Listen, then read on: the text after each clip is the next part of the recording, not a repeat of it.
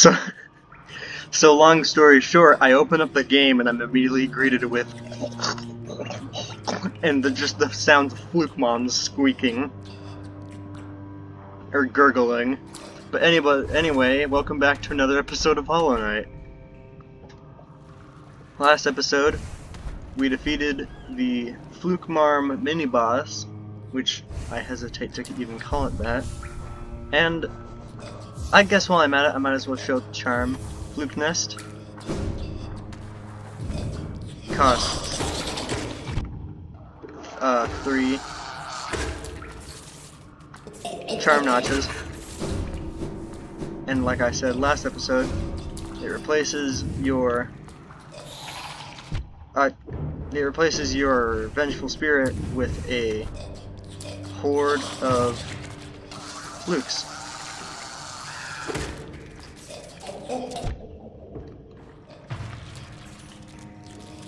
And they actually turn black if you have the Shade Soul upgrade for it, which is a pretty interesting detail. Stop it. And I guess I'll use it against, I guess I'll just use it for a while, just to see what I think of it.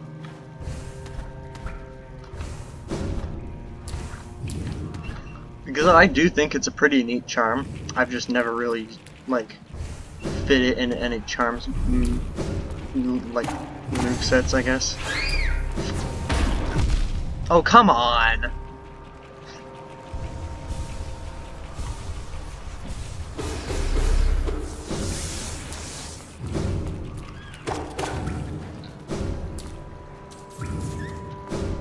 Alright, this way.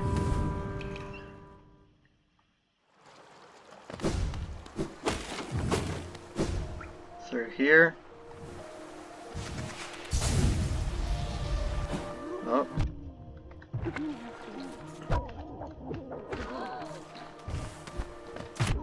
Yeah, very inaccurate. But if they all hit, it does a ton of damage. But again, really only if they all hit.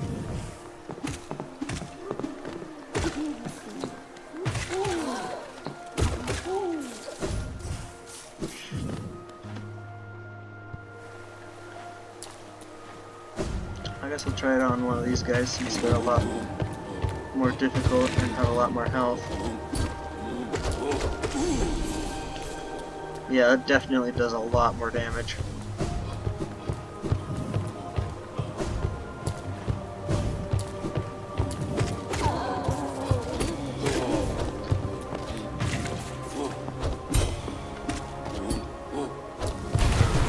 I did not mean to do that, but sure.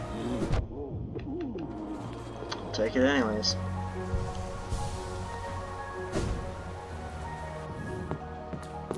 And if we head through here, back into the King's Station, and below here, you may have noticed this pillar of light emitting from here, which, this is the wrong way. My bad. Oh god. Anyway, that is the Tower of Love. You may remember the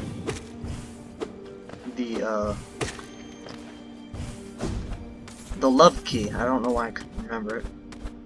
But anyway, the love key is used to enter there, but you can't enter it from there for some reason.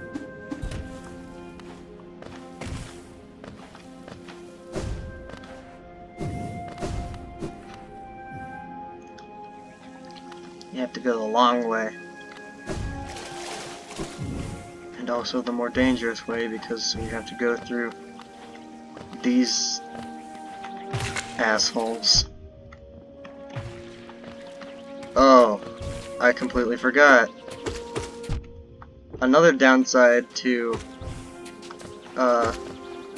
Fluke Nest over Vengeful Spirit, or Shade Soul rather, is that it can't go through walls.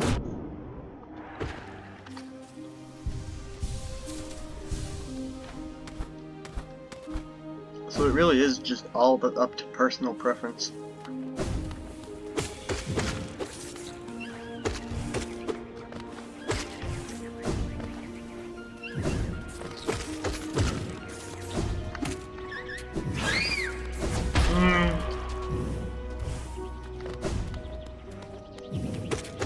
Oh my god, he stalks me from all the way across the globe.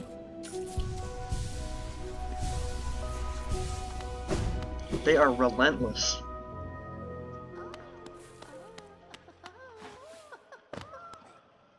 We hear ominous laughing, and if we inspect this gate, a locked padded door. Use the love key? Yes.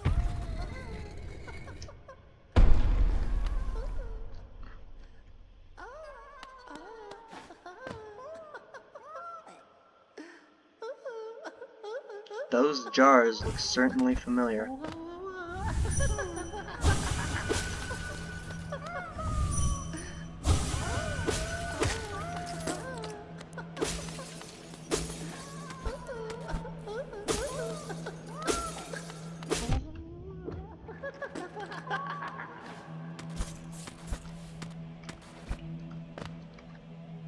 And through here is the Collector.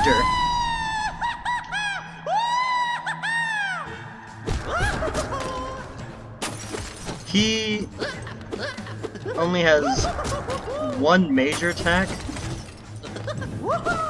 and relies mostly on summoning 3 different enemies. These 3 enemies include a Vengefly, an Aspid Hunter, and a Balder.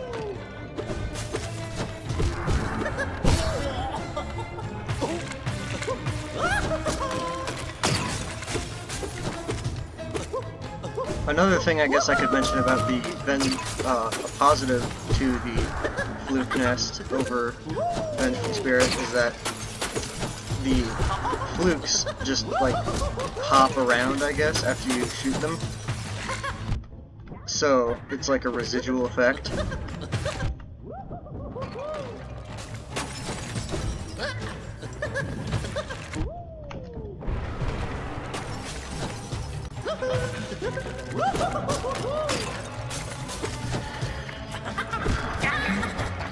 And you may have noticed that the Collector does not give any soul.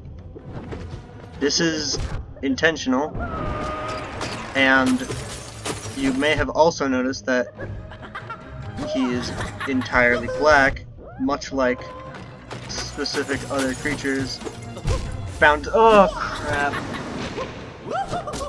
I didn't save anywhere, did I? No. He is made out of void, the same as us.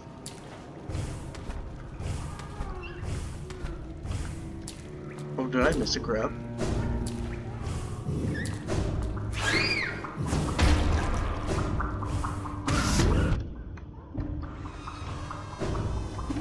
I missed a grub somewhere, didn't I?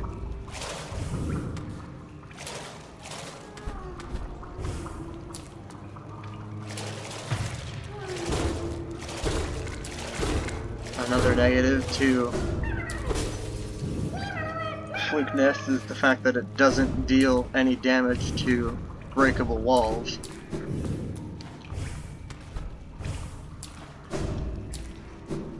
So one last time, it really just is, do I want this or do I not want this? Entirely up to you.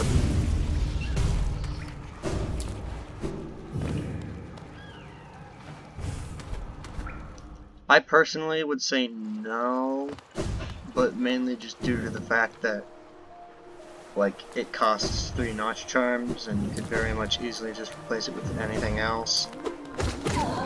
Not because of a distaste for it or anything, but just there are so many other better charms.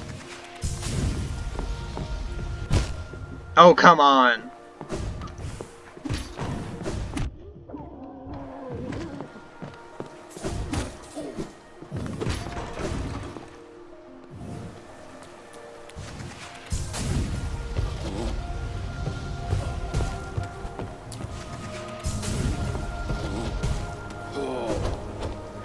Alright, I'll meet you back. On our way back, I found the corpse of Tiso.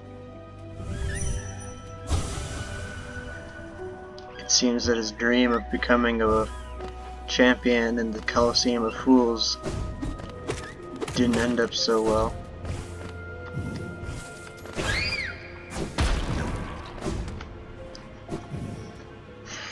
Not every story can have a happy ending, unfortunately. Also, learn from my mistakes, because down here, somewhere, here, you can find a lever that finally opens up these gates, making an easy shortcut back to here.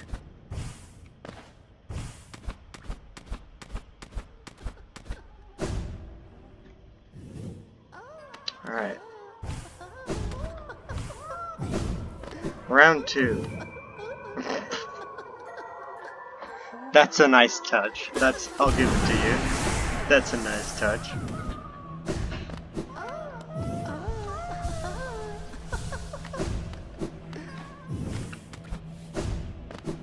Alright, round 2. If you're fast enough, you can get in a few cheap hits of damage to him.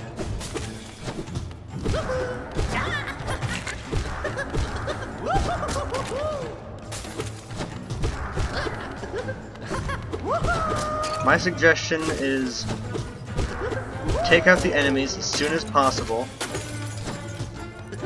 and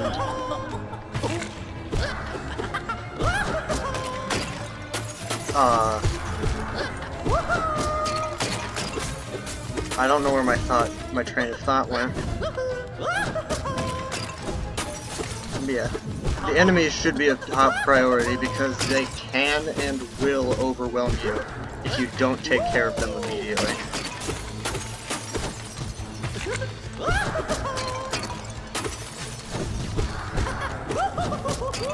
They may not seem like a threat at first, but if there are too many of them on screen,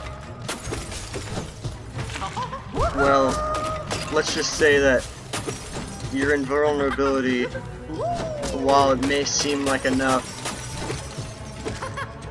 is not.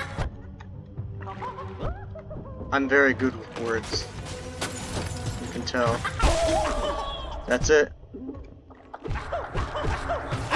After you beat him, he has some sort of breakdown where you have to just wail on him. But that's the Collector. And he disappears in a puddle of void. And as the completion, we get to save not 1, not 2, but 3 grubs and collect the Collector's map. Hold tab to view a map of the current area. The locations of imprisoned grubs will be displayed. So, if you haven't put it together by now, oh hey, we got all the grubs in the City of Tears. If you haven't put it together by now, the one who has imprisoned all of those grubs was none other than the Collector himself. 1, 2, 3, 4, 5, 6, 7, 8, 9.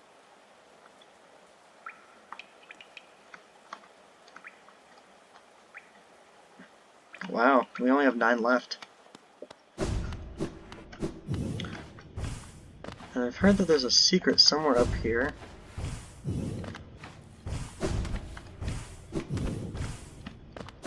I don't know how to get to it. Right here. This! You may have heard before of the Vitruvian Man. He's that guy doing jumping jacks. This is supposed to be like something that's an allusion to that, but I don't really see it. Like I get the whole like his hands are doing like jumping jacks and whatever, but that's really all that is the similarity. Anyway, there are 46 grubs in all, and your reward for collecting all 46 of them is a special charm that allows you to shoot, like, if you're at full health, then it'll allow you to, like, shoot blade beams, which, like, I'm pretty sure you know the reference.